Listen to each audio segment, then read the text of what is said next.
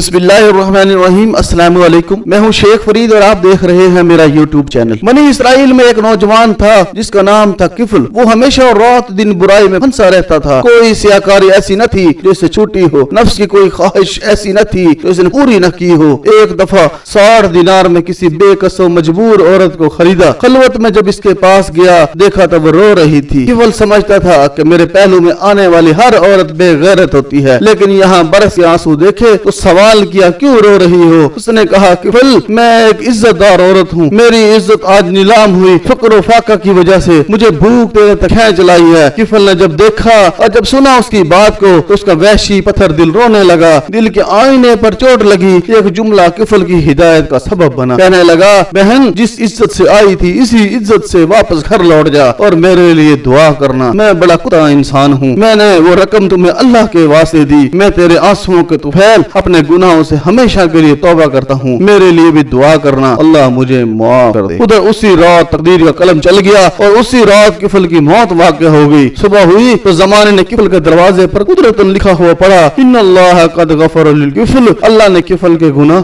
معاف کر دیے۔ وہ معاف کرنے سے راضی ہوتا ہے۔ کوئی بندہ مرنے سے پہلے آ جائے، ہاتھ جوڑ کر کہے یا اللہ میں آج کے بعد گناہ نہیں کروں گا، یہ اس کا وعدہ ہے کہ جو 2 آنسو لے کر میری چوکھٹ پہ آیا میں اس کے گناہوں کو لوہے محفوظ سے مٹا دوں۔